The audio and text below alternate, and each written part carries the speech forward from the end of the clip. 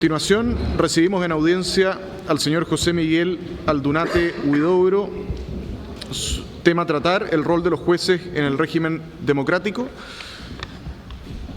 Señor Aldunate, tenemos 10 minutos de exposición, luego vamos a tener unos 5 minutos para recoger las preguntas de los consejeros y comisionados, y después un espacio de otros 10 minutos para poder resolver esas preguntas y poder cerrar respecto de otros temas que le parezca conveniente. Le ofrezco la palabra. Muchas gracias.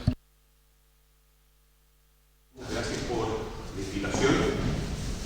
El papel de los jueces democráticos, ¿cuál es ese papel?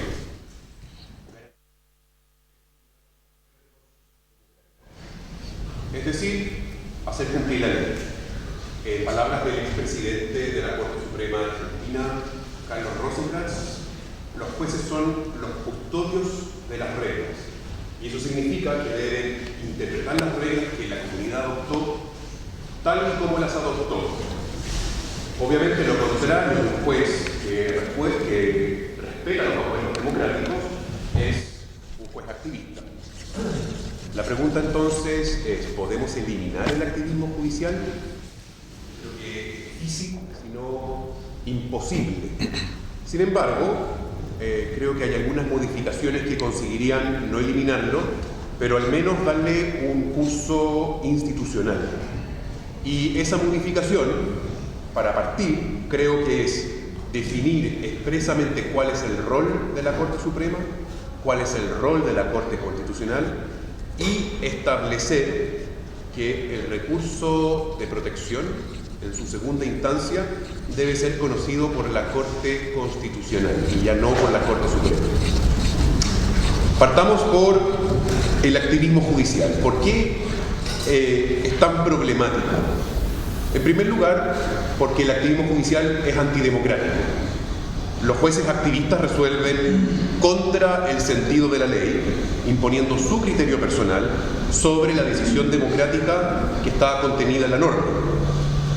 Y además, los jueces son políticamente irresponsables, cosa que está muy bien. Mientras los legisladores son electos democráticamente, los jueces no están sometidos al escrutinio ciudadano de las elecciones. Eso está muy bien, pero se requiere que cumplan con la ley y no creen normas. Pero además, los jueces están muy mal preparados para resolver problemas legislativos. ¿Cómo explico? Acá. Préndelo nuevamente. Ahí. Perfecto. Los jueces están muy mal preparados para resolver problemas legislativos. Desde un punto de vista de su legitimidad democrática, los procesos judiciales son adversariales, es decir, solamente pueden participar en el proceso las partes del proceso y no tienen mecanismos de representación política. Desde un punto de vista técnico, en cambio, los jueces no cuentan ni con ministerios ni con asesores expertos que les permitan prever los efectos de sus decisiones. Finalmente, cuando se trata de defender los derechos de las personas, si bien obviamente los jueces cumplen un rol fundamental en cualquier democracia, también ocurre que el activismo judicial suele producir efectos regresivos. En países en que se entrega a los jueces la tarea de proteger los derechos sociales, como Colombia y Sudáfrica, son las personas con mayor capacidad económica las que recurren a los tribunales para obtener la protección de sus derechos y, por lo tanto, son ellas las que obtienen, son las clases altas y medias las que obtienen protección de sus derechos sociales, lo cual es bastante contraintuitivo. El activismo judicial tiene muchas causas, algunas de las cuales van más allá del ámbito jurídico. Sin embargo, en Chile no la principal causa, porque no es una causa, pero sí cauce que ha encontrado el activismo judicial, es la manera en que la tercera sala de la Corte Suprema ha entendido el recurso de protección, hasta llegar actualmente a la dictación de sentencias con efectos generales. Lo primero es que aquí ya no hay dos voces, el recurso de protección desbordó su naturaleza cautelar.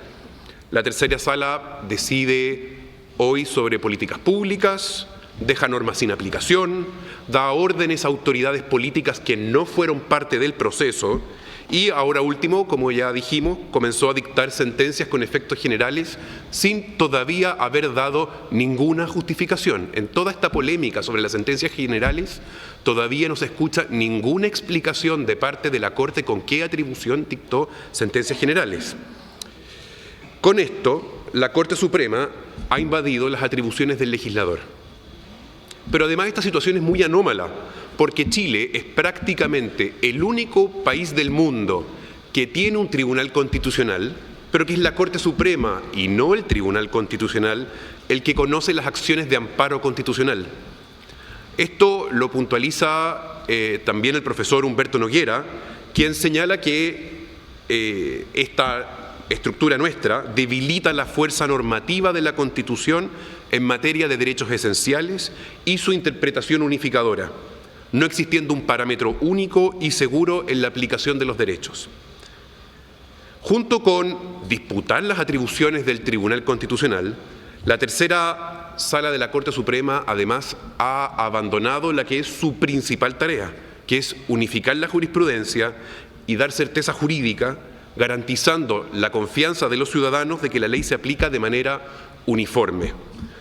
Ahí está el estudio del profesor Alejandro Vergara, que analizó 900 sentencias de la Corte Suprema en los últimos 20 años en materias relevantes de derecho administrativo y encontró criterios diferentes para casos idénticos. La pregunta entonces que tenemos que hacernos es ¿por qué en Chile tenemos dos tribunales constitucionales? El Tribunal Constitucional y la tercera sala de la Corte Suprema. A tal punto ha llegado esta anomalía que el año 2019 la Corte Suprema pretendió controlar por la vía del recurso de protección, nada de raro, las sentencias del Tribunal Constitucional en un evento que se llamó choque de trenes. Esto genera incerteza en la interpretación constitucional y, obviamente, conflicto entre las Cortes. ¿Cuál es la propuesta? Definir expresamente que la Corte Suprema es el máximo intérprete de la ley, mientras que la Corte Constitucional es el máximo intérprete de la Constitución. Separar cuán claramente sea posible las aguas. De aquí se sigue, obviamente, la necesidad de pasar desde una apelación del recurso de protección ante la tercera sala de la Corte Suprema a un recurso de unificación de jurisprudencia ante la Corte Constitucional. Esta propuesta mía no es una propuesta original, ya estaba en líneas bastante parecidas en la propuesta de la presidenta Bachelet y en líneas muy gruesas, porque cada país tiene particularidades, es la regla general en los países que tienen acciones de amparo. Esto debería ir acompañado por normas que refuercen este efecto que se busca conseguir. Algunas ya están contenidas en el anteproyecto, como la prohibición a los jueces de invadir atribuciones de otros órganos del Estado, y me parece que debe mantenerse, y otras creo que requieren mayor reflexión, como el recurso de protección concedido para prestaciones sociales legalmente consagradas. Creo que es algo sobre lo que queda seguir reflexionando.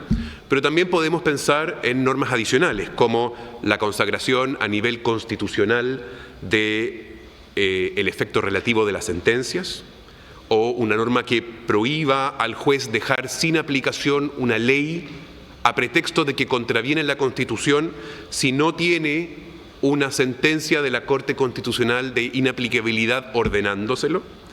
Y también entregar el control de convencionalidad a la Corte Constitucional, que es donde naturalmente debiera ir. Ahora, todas estas reglas que uno puede discutir, quizás estas, quizás otras, podrían no ser efectivas contra el activismo judicial, porque precisamente el activismo judicial es la voluntad que tiene el juez activista de ir contra las reglas.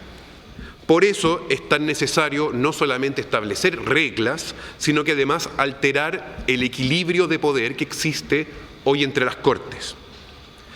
Precisamente ese es el resultado que se busca al traspasar el recurso de protección en su segunda instancia a la Corte Constitucional.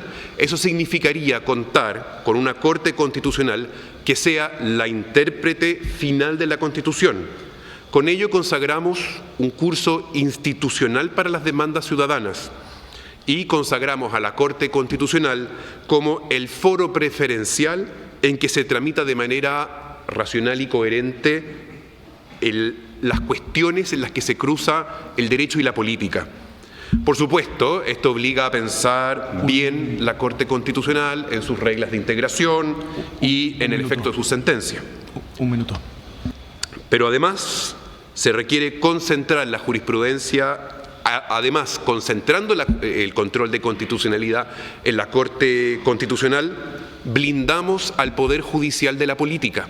Separamos al Poder Judicial de la política y permitimos que la Corte Suprema sea finalmente el intérprete final de la ley, que resguarde la uniforme aplicación del derecho, la igualdad de todas las personas frente a la justicia y la confianza en las reglas. ¿Se elimina con esto el activismo judicial? No.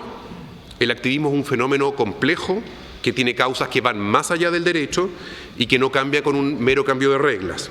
Pero concentrando el control de constitucionalidad y de convencionalidad en la Corte Constitucional, pasamos de tener 2 focos de incendio a tener un foco de incendio. Y cualquier bombero les va a decir que un foco de incendio es bastante mejor.